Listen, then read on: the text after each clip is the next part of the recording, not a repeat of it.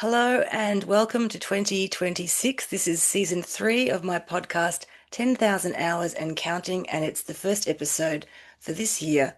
So, my heart intention, as you know, with this podcast is to just uplift and inspire those of you on your path, on the spiritual path, to remind us that the path, when you're on it, it never ends. It's always spiraling, and there's so much that comes in, and it can be hard to measure the way we measure other things in the world, measure success, measure our progress. And so it's really a conversation from my heart and with other like-minded people to share things with you that might help you to understand, how much courage it takes to walk this path and how much beauty there can be and depth and inner wisdom. So my guest today is from America. Her name is Juliana Sloane, and she's a mindfulness teacher. She's a depth hypnosis practitioner. She's deeply connected to Buddhism and the Buddhist community, and she also does work with applied shamanic counseling techniques. So she reached out to me to talk about the energy of transformation and how do we really create sustained and meaningful transformation from within. And I thought that was a perfect topic for us to work with at this year with this numerology of number one and the ability to move forward into new ways of being. So, Juliana, thank you so much across the globe for joining me here. Thanks so much for having me, Laura. It's so lovely to connect and be here today with you. Just a magical, just a really perfect topic. And looking at all the work that you've done, I can see how you having this deep, almost like a love of wanting to, this is sort of like your soul path, like what you really want to offer the world through you. And your voice is so authentic because you're basically saying, this is my journey, this is what I did, and I want to share parts of that. I want to help you to take some of these tools that have helped me and really give people that foundation of genuine transformation and an understanding of, I guess, the process of transformation, because it's not just a one size fits all. It's certainly not the magic wand. Maybe there's a point that you're done. And let's talk a little bit about that maybe as we go along, of how to create that sort of kindness. I would say the gentleness towards self when you're in that metamorphosis, when you're in that stage. So would you like to open with something that you feel about transformation or that you share with your clients or those around you? Absolutely. And I love even the things that you've already said. One of the things that is so tricky and wild about the transformation process really is that so often it is happening underneath the surface, behind closed doors, behind the scenes, gradually repeated over time. And so often we may not even be fully aware of the levels of transformation that are happening until we look back, a year, 2 years, 3 years later and see, oh my goodness, Mm. like I have changed. Things have changed. I have one um, teacher, mentor, dear friend. I remember him naming years and years ago that a teacher told him that he should only check in with his spiritual practice in terms of progress, quote unquote, every 5 or so years, Uh-huh. because it's not something to rush. And so I find myself in a very interesting space, holding both, shamanic and hypnotherapeutic change work, which tends to be for more rapid transformation, Mhm. and also being a Buddhist teacher, which tends to be a lifelong path of transformation. And so, part of what I'm holding, even as we're entering into this conversation, is how can we hold the many different ways that transformation moves through us and the many different speeds with which it moves? Thank you for bringing that up because I really appreciate what you've said. And it's almost as though you need that spark. So the spark is what begins it. And that might be the sort of rapid, it's either a life situation or it's some inner gateway within yourself, just an emotional thing that happens. Or I actually also believe in the soul activations. There's a time for your soul where certain things need to occur. So that's kind of the spark. But what you're talking about for the lasting is that's right. We don't just stay in a level of intensity. And maybe if it was something from outside of seemingly our control, that can seem intense. But then it becomes the next step on the path. It's like a spiral of we need to begin with awareness and then ground it, or as I would sort of say, embody that in. And it's not just for everybody, as you say, that it has to be one way or your own journey. What I find for myself and my clients, it's that thing about it seems like one step forward, 5, 10 steps back sometimes because you're going back to see how you're different. And as you say, you don't always Yes. notice it. And I wouldn't advise people to force noticing it, but I would also say give yourself the space sometimes when you know you're not quite who you once were. You can't be those same identities, but you're not fully sure who you are, but you're aware that there's just a shift. Do the best that you can to be kind and sort of curious about what is coming through and not feel the need to hold on to the old version of you, the old identity, and not feel the need to concretize what's coming in. It's that sort of uncertainty and being able to sit in that with a level of comfort and awareness. Yes, absolutely. And, part of what you're hitting on even in that is at the crux of my work with people, because anytime we go into an altered state to do healing work, whether that's hypnosis, whether that's shamanic journey, whether that's meditation, anytime we're going into a trance state, we're venturing into the unknown. We Hmm. don't know what's going to be revealed, what insights will arrive, what feelings, what experiences, what intuitive hits we might get. And of course, every time we're going in, we're moving towards change, we're moving towards healing, and there's an intention for that, but it's not something that we can control 100%.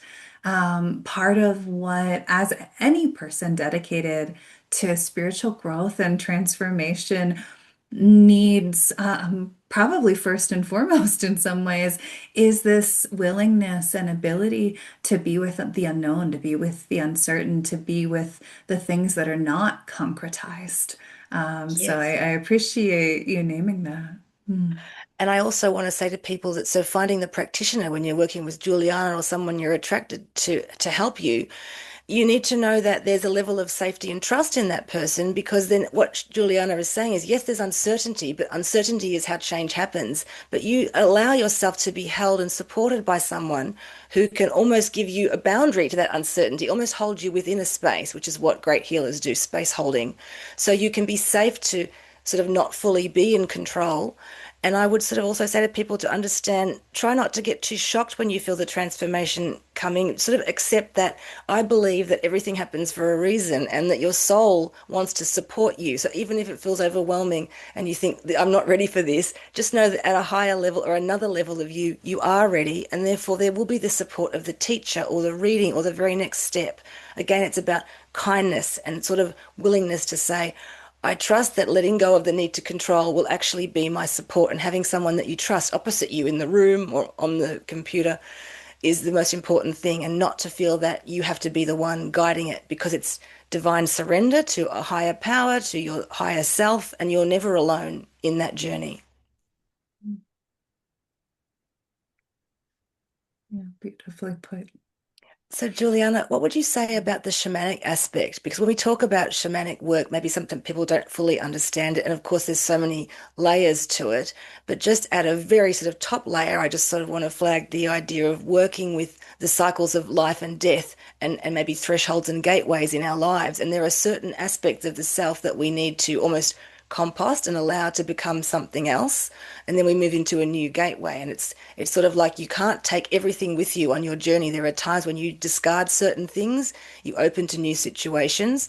And shamanic energy is really about following sort of the natural cycles of your soul and personalizing that for you and understanding that there's always levels of initiation and growth. And then there's times when you have to go backwards and sit in the darkness and the uncertainty. But it is very much shamanic energy is the transformation energy. So, how do you work with that? Or how would you explain to someone how that could help them or sort of help them to feel an openness to? I would want to say the joy of it, but certainly the power of allowing someone to support you in this way. Yeah, absolutely. So the form of shamanic work that I tend to do, I'm a trained applied shamanic practitioner. And so part of my orientation is really towards, while I am trained to do, many different types of shamanic healing techniques, where my heart really lies is putting the agency into the hands of my clients, putting the power into the hands of my clients. And we do that through the shamanic counseling model, which provides a space where someone can come in and learn to do the shamanic journey as a form of inquiry, as a therapeutic modality, as a healing practice. And so, what that looks like for me and for the people that I work with, everybody has different orientations to this. The way that I work is with the drum. And, as you probably know, across pretty much every single continent except maybe Antarctica, there are shamanic practices. There are cultures that every single one of us comes from that are rooted in this really kind of ancient human technology. And what we understand is that the sound of the drum beating, similar to chanting, similar to in the didgeridoo, where you are, Yeah. right? The rhythmic sound that is held by all of these different cultures entrains the mind Mm, naturally to mhm. go into a type of altered state. The rhythmic drum entrains the mind into trance. And so from that point, we will journey. And, of course, I educate my clients on the kind of basic shamanic cosmology that is shared throughout cultures, many different things like that. But in a nutshell, what we're really doing, we're journeying to connect with a guide that can support the client in their healing work, in their learning, in their growth. And then from that point on, we bring questions into the journey. We explore different facets of healing and transformation, and the journey unfolds. One of the really beautiful things about this is over time, the people that I'm working with, and it doesn't take that long, become very comfortable with navigating these, non-ordinary realms of awareness so that they can also do journey work on their own. And this is such a beautiful thing because it really does place the power in the hands of the client to learn to become their own healer. There are so many other orientations to this.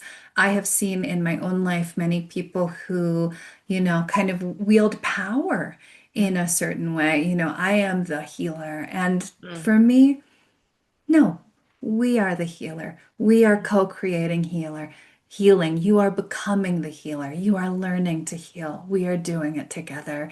And so that really is my basic orientation to the shamanic work. And, as you're mentioning, yes, there are moments of dissolution. There are moments of, one of the terms we often use is dismemberment, yes. when there's a dissolution and a rebuilding into something new, into understanding a more essential awareness or sense of ourself.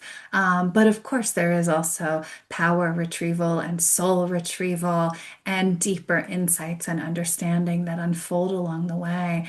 And, this is really, I have found it to be such a beautiful and transformative modality to work with Mm, people because it's unlike anything else that one might stumble into looking for healing and personal change work.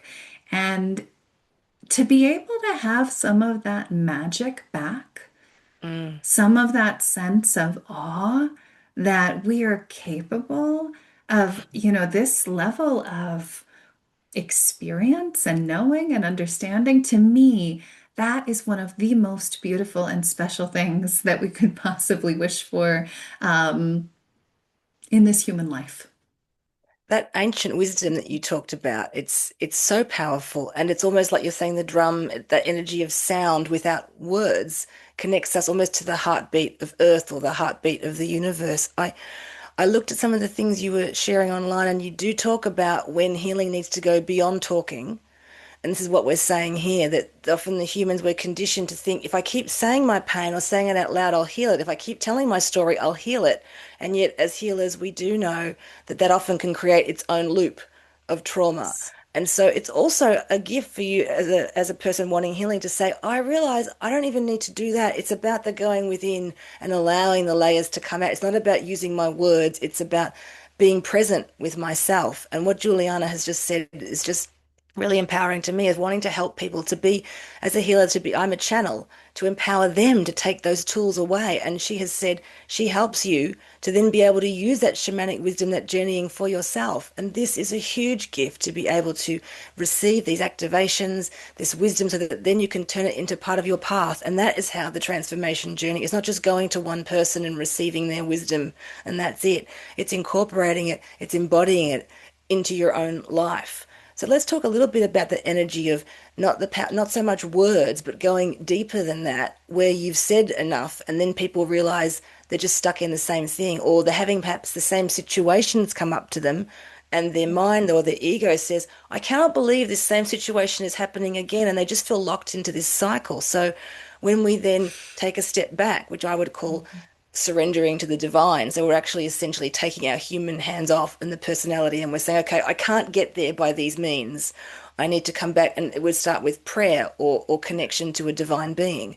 But what would you say to people about that trauma spiral of where it's all about the words, and they want to almost, you want to get it out and purge it, but they realize it's not actually helping. So how do you work with people that the drumming, or what would you say about the power of humans? We're trained to use our words, but when words fail us. Yeah, this is a great question. And you're describing, probably 95% of the people that I work with, many of whom are traditional talk therapists themselves. Hmm. And people often come to me when they say, I've done the therapy, I've done the coaching, I've read a bunch of books, I've gotten kind of this far, and I've plateaued. Hmm. And I know there's something deeper. And so we go deeper, um, not because these other ways of healing are bad or wrong. They're incredibly supportive. But there are things for all of us where if we repeat the same thing over and over, if we tell ourselves the same story over and over, stories are powerful. Mm, Stories can be put in place to heal and empower and enlighten, or we can get stuck in mm, a story that we mistake for reality. mm, That the only way is the fact that, I can't get the relationship right, or my parents don't X, or, whatever it mm, is. And so usually, when people come to me, they've reached that point where they say, I feel like this is deeper than words. I feel like there's something more. mm, I would really like to understand what that is and finally break the pattern. mhm, And, the way that we do that, there are so many ways. And in my work, I must say, I do sort of weave mm, sometimes. I may work with somebody doing shamanic journey work for a period of time, and then we may shift into depth hypnosis, which actually brings in a lot of shamanic technique. Depth hypnosis is a beautiful modality that was created by Dr. Isa Gucciardi, and it brings in hypnosis, shamanic practice, and Buddhist practice. So it actually kind of melds a lot of this ancient wisdom together for deeper transformation. I may also bring in some integrative hypnosis or some coaching for the unconscious mind. mhm, And what that really works at is the way that habit pattern, the story we tell us, the reaction we keep having, the way that gets hardwired in the brain. mhm, And so, what we're doing over there is we're actually working with our innate neuroplasticity to transform the patterns that we thought were just part of who we were, and to allow the brain to actually create new neural pathways with different options, with more openness, with more flexibility, with more possibility for choice. So, with all of these, the commonality is that instead of telling the story again, instead of going into the explanation or the words, we're dropping into an altered state of consciousness. We're looking into the experience in the body. We're using metaphor and archetype and color and imagination. We're tapping into the unconscious language of our mind and our spirit. And the beautiful thing about this, really, research has shown over the years that we only use 5%, 5% of our habits, our beliefs, our thoughts, our actions, our choices are at the conscious level. The other Mm. 95% are unconscious. Yeah. And so part of what, my mission to do with people really is, we wouldn't build a house with 5% of the tools. Mhm. So why would we entrust our healing journey to only 5% when we can have that and then so much more? There's so much more that I love because it's like, yes, we are humans and we have these physical bodies, but we are the soul. And so I was sort of thinking about the idea of hardware and software as you're speaking. And I want people Mm. to understand, I'm sure people listening to this do, that it's not the same as a computer, that after a while you can't put the new software and you need new hardware. As humans, we have this ability as spiritual beings to regenerate at a cellular level and at a spiritual level. And so if you are really willing to put in the work, you can continue to upgrade yourself with these new beliefs, this new software. Your voice will come through differently. You might find after certain therapy that you just realize one day that unconscious story, as Juliana's being saying, it doesn't even come out of your mouth anymore. Or another thing comes out of your mouth and you realize this voice is powerful and that was in there and it couldn't come out until it was excavated from the other layer. So it really is about and working with, I love you talking about the neuroplasticity of the brain because also spiritually when we do meditation, we can bring in the light and we can allow it's almost like the structure of the body, has been moving from we've been this carbon-based structure as humans, but we're moving spiritually into more of a crystalline body. And we have our heart field, our energy field as all of our soul is, and it's all connected to the physical realm. So as we work on one part of ourselves, we create openings and healings and gateways for other parts. So it's just always a moving sort of journey.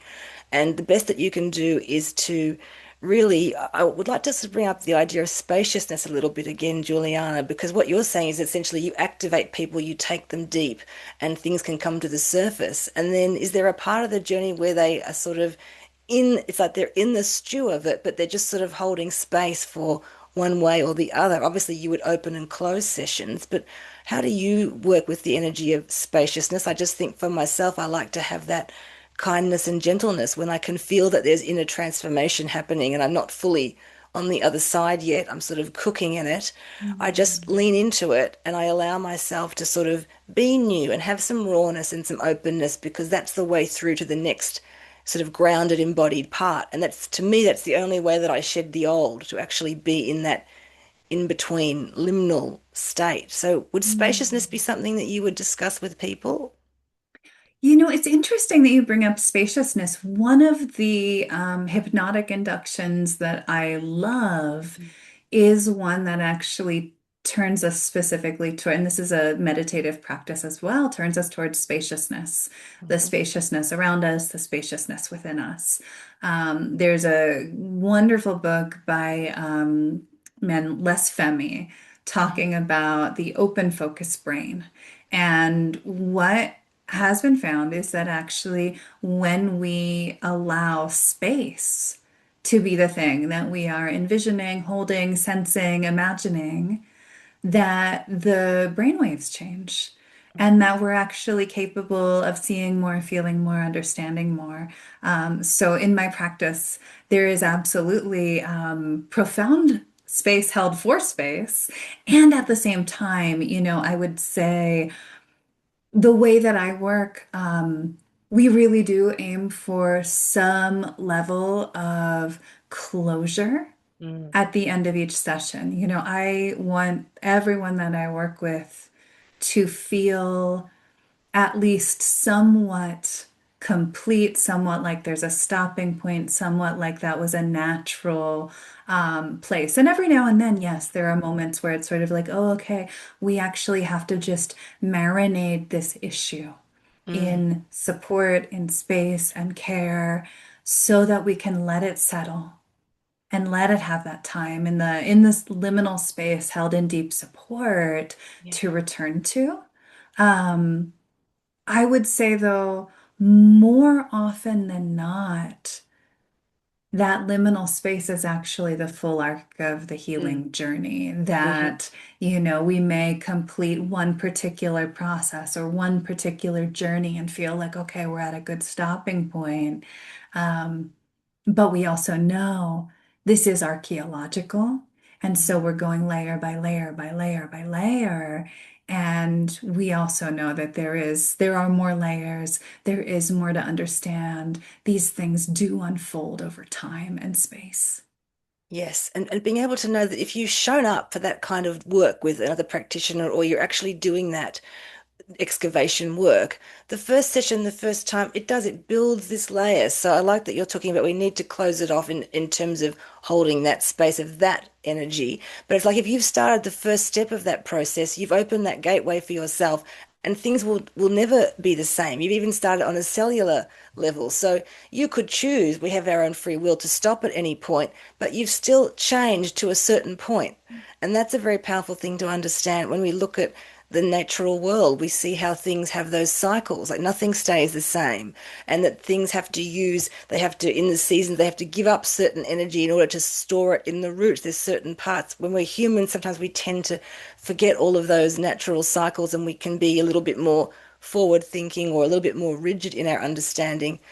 And I just like people to think about the energy of spiritual death or spiritual closing. If we're not sort of having to be frightened of death, but we are wanting to accept times in our lives where we have endings and beginnings. And the only way to get to the new beginning is to close the door on something. So it's very Mm. powerful to empower people to understand the first step is still, it's almost like intentionally and energetically, you've done that step. So, in a way, part of you is already at the end of that journey and cycling back. It's that support of the many, the people who've walked the path before you.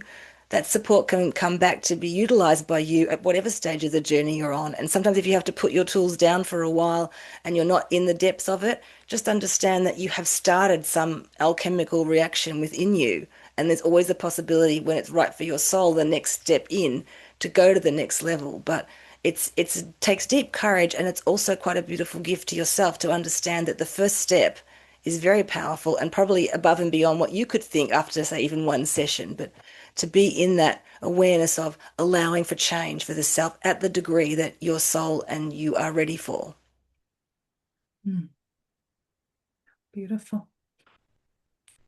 So, with the Buddhism, Juliana, and that's obviously something that speaks deeply to your heart, and that's a personal journey for you. But as a Mhm. personal journey, it branches out now into ways that you want to work with people. Is there anything you'd like to share, or would you like to share something about your motivation and kind of why you do what you do, what it is about your life and your soul that put you on this path, or something you'd like to share with people?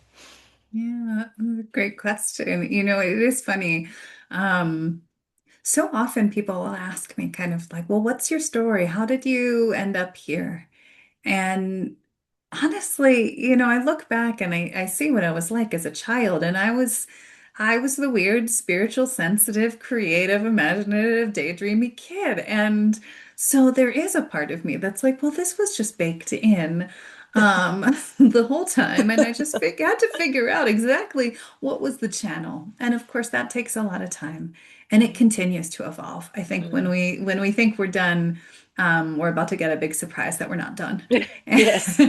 But, thinking about the Buddhist path, particularly, and my motivation to, teach the Dharma, teach mindfulness, and work with people one-on-one, both in mindfulness as well as hypnotherapy and shamanic counseling, you know, my motivation really is this understanding, and I think it does sort of track right back to the Four Noble Truths in Buddhism that, this human life involves suffering, that there's going to be stress, there's going to be loss, there's going to be illness, there's going to be disappointment, there's going to be wanting, and that there is a cause of our greatest suffering is usually rooted in the ways that we grab onto something and hold on tight and kind of come Mm, out of it with the rope burns of clinging.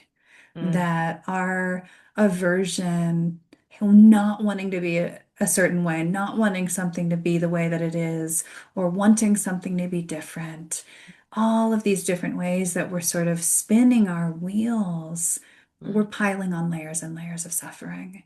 And, the beauty of the Buddhist path is that those first two noble truths are followed by a third and a fourth that says, hey guys, it's okay. There is a way out. We don't have to suffer this much. There's greater freedom, there's greater liberation possible.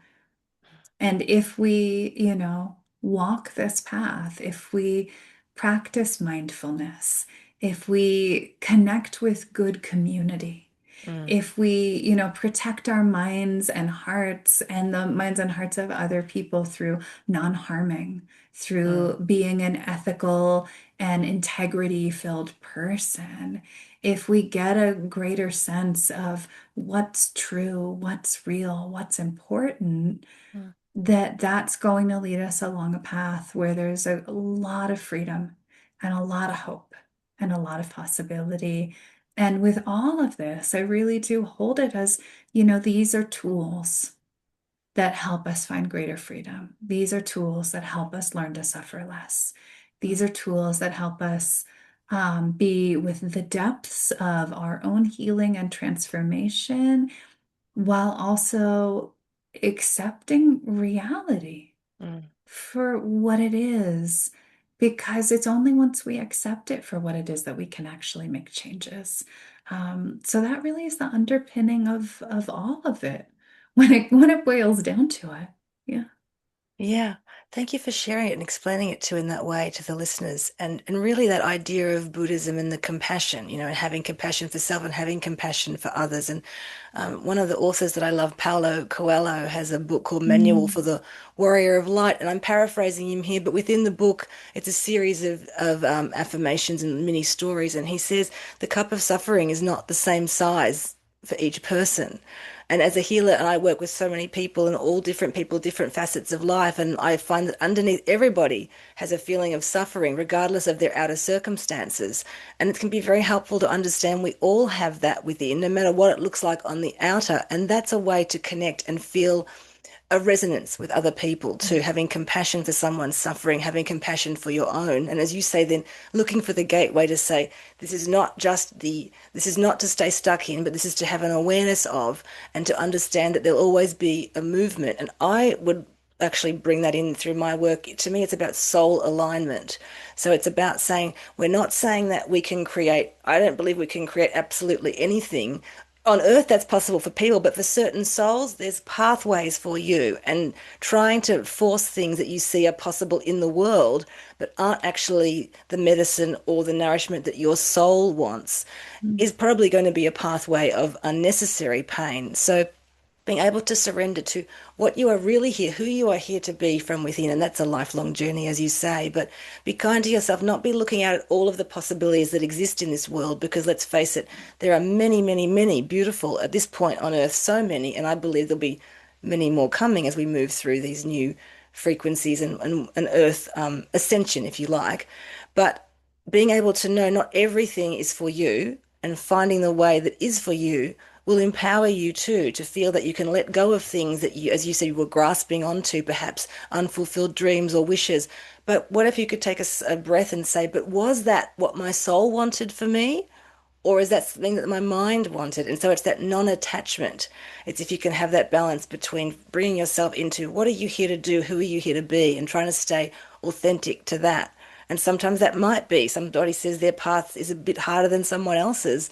And that can be so because it's what the soul needs for growth. So it is about walking that balance between the human self and integrating it and its desires with the energy of the soul. And compassion to me is the number one way to have that for the human part, to have that softness and compassion and understand everybody has a story. And you might think that person's so much better off than me, but they will have a pain within their heart as well. And that is the connection of us all. Our suffering can connect us and then kind of uplift us to understand that that can be the path and that there can then be beauty on the other side. Yeah. Compassion is so fundamental.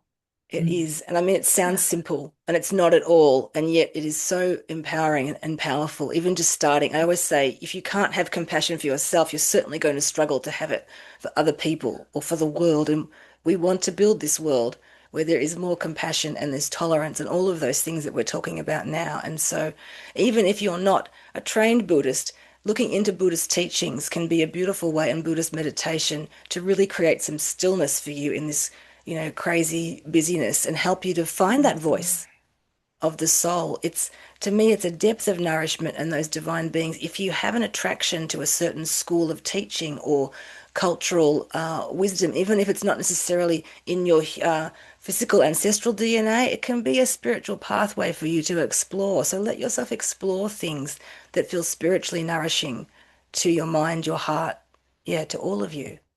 Mm. I love you describing yourself that way, of that sort of spiritual, that whimsical, dreamy, child, and being able to find a way for that in the world, because it doesn't seem that the world, or the new world will have a lot more of that. But I just want Mm. to honor people of being able to have their own quirkiness and trust in the things that were them as a child, the most sort of original purity of the self, which is sort of our bedrock foundation, cannot be tainted by outside things. But we do have to go through journeys sometimes where there can be confusion about what is my truth and what the world, maybe the perceptions were given to me. And so we do have to, it's part of the soul's journey to come and unpick those things. Otherwise we wouldn't be here in a sense. We wouldn't just come and everything was all sunshine and light all of the time. It's actually, we have to have that polarity in order to have that friction, which creates growth. And the planet of emotions, as they call Earth, it's a big journey for everyone. And the emotions can be both beautiful things and then like huge ocean waves that want to knock you over and pull you under.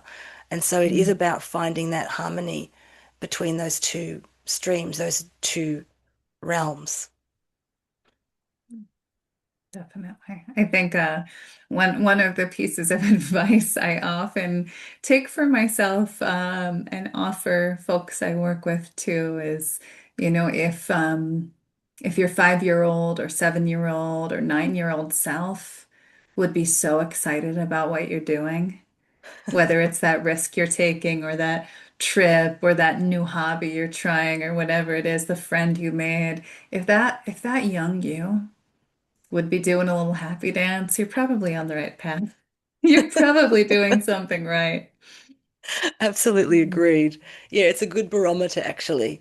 And the Mm. other part of that path is to look for the small joys, because when you're in that transformation work, sometimes it's almost like you can heighten your senses and maybe food tastes better or the sun seems brighter or the sky seems huger. So giving Absolutely. yourself those timeouts in between the deep work. You were talking online about intensity and when is that still healing for it to constantly be intensity?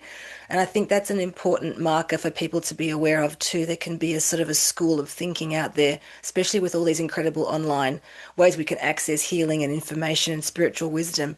When are the times that we take to digest that? And when are the times that we take out? Because you might say, oh, I'm not healing today, but you being outside and resting is the healing that you need. Absolutely. And I really want to Absolutely. talk about that just as we sort of start to wrap up, because I think there can be an almost people having an attachment to constantly healing and constantly scouring and looking within and what is that?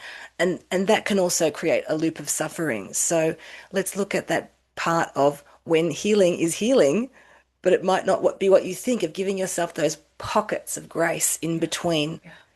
inner work. Absolutely. Absolutely. And I think one of the guiding questions I know for me personally, and something that I think is a really helpful litmus test in that vein, is this question of, am I bringing capitalist productivity culture into my healing process? Mm, If we are bringing this, we know capitalism with endless, endless, endless growth, growth, growth, that's what cancer does.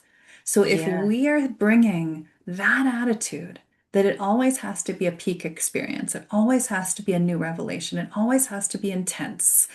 That is so misaligned with, the wisdom of nature. Mm. We have seasons. Most Hmm. places, we at least have a little bit of season. There's going to be a time where things are flourishing and there's booming flowers and changes and transformation. And then there's going to be a time where things actually need to lie fallow for us to integrate.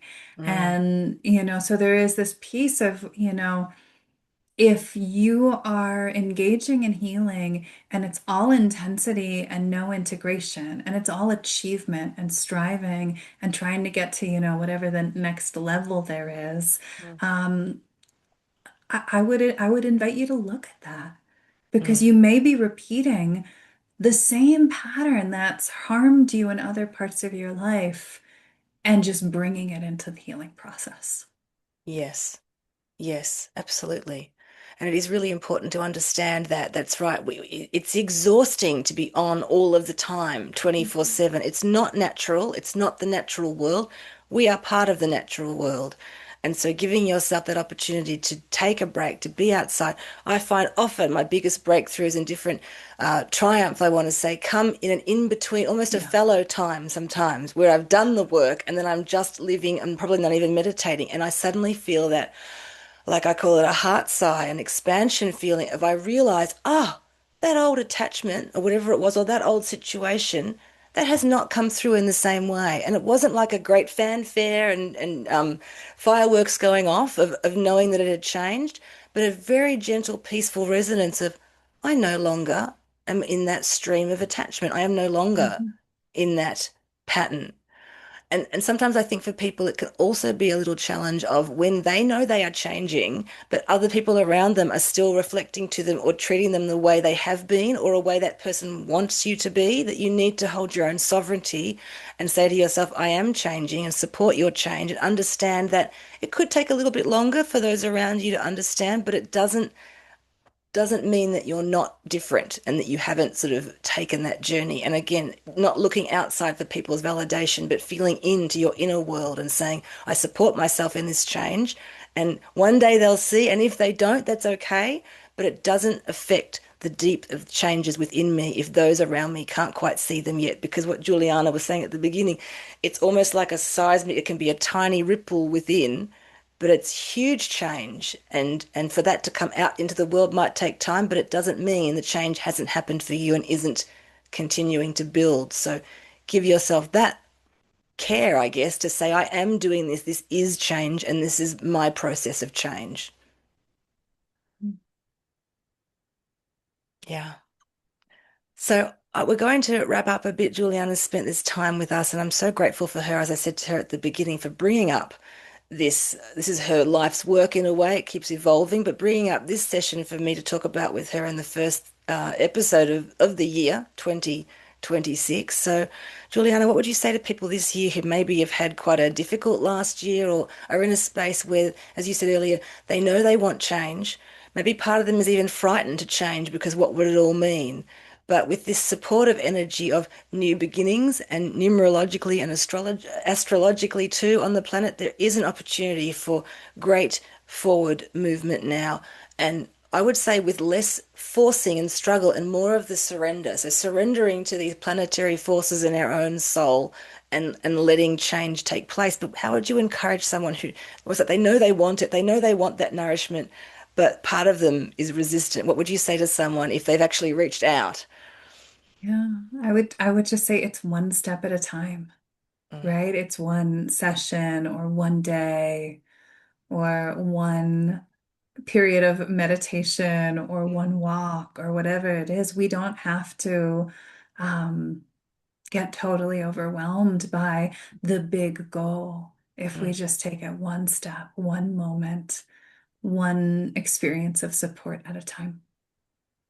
And that's also committing to yourself. So it's like saying, I love myself enough, just begin this journey. And I Yeah. begin it. And in the beginning, what Juliana said before, she's the spark. You need two kinds of energy. You need the beginning, and it can be maybe a powerful step.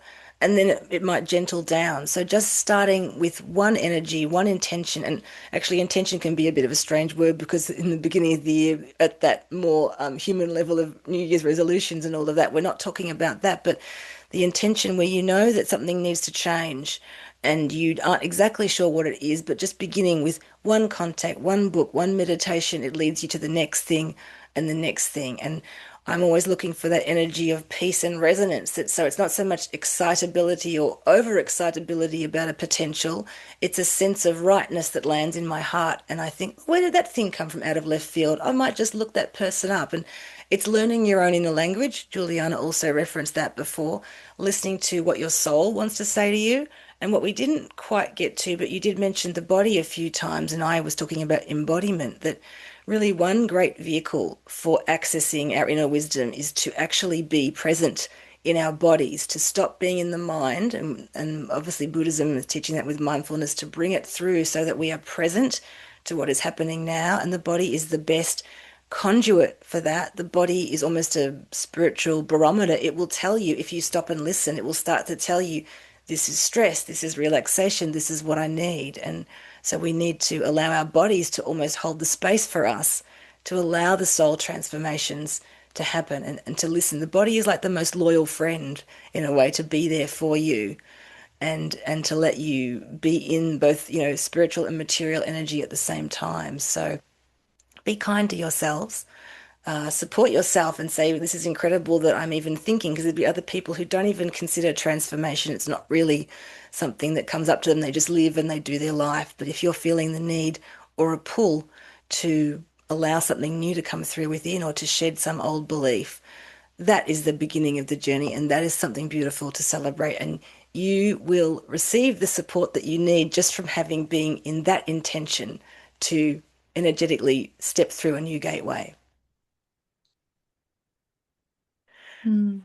Thank you so much, Juliana. And we'll have all the links up for Juliana so you can investigate the work that she does. She does beautiful meditation work too online, and there's many offerings that she has. So if you're feeling the pull or the draw to work with someone, and also just the beauty of a soul like you who's doing all these levels, and there's the shamanic and there's the hypnosis and everything, as you say, weaving a little bit, bringing your kit of spiritual wisdom, your soul light to people. It's essentially giving people what they need exactly. It's not a one model. It's just about delving into all of these healing tools and through your heart intention and sort of your gifts as a healer and as a human and as a soul, and offering people this, just this beautiful part of the journey that they can be on, and to reflect that to them is a real gift. So thank you for your work in the world. I've been looking at that. Yeah. Thank you so much, Laura. I so appreciate your kind words and getting to spend this time with you today. It's been lovely. It's been lovely, and across the globe, it was always nice to hold the space between the southern and the northern hemispheres. And I always say to people, you talked about community. Keep opening your heart to community, and if you don't have it currently, just be aware of it being something in your heart. So cultivate what you want in your heart and look for the support that you need. But if you do feel the support isn't around you and you haven't quite reached out to a healer or a practitioner, just understand that you can connect to your own heart and start with that, and just offer yourself the support to even say, I feel that I need support. You are never alone. And even if you feel that way, it's a nice thing to understand that the aloneness is kind of asking you to step out and to reach out, either to ask for help or to just send a kind word to a stranger, because we are all in this together in many ways. And being able to connect with like-minded people and listen to what people are doing and how they're offering their light is just a real gift for me. So again, have a look in the links at what Juliana is offering, and may you be blessed in your own inner transformations this year, as always. And may you also just continue to find the path that resonates with your own unique, authentic soul, as Juliana has done, as I do in my life, as we all do when we stop to listen to those quiet whisperings of the inner voice. Okay, everyone, thank you very much. And Juliana, again, for sharing your heart and your truth. And thank you for joining me for the first episode of this year.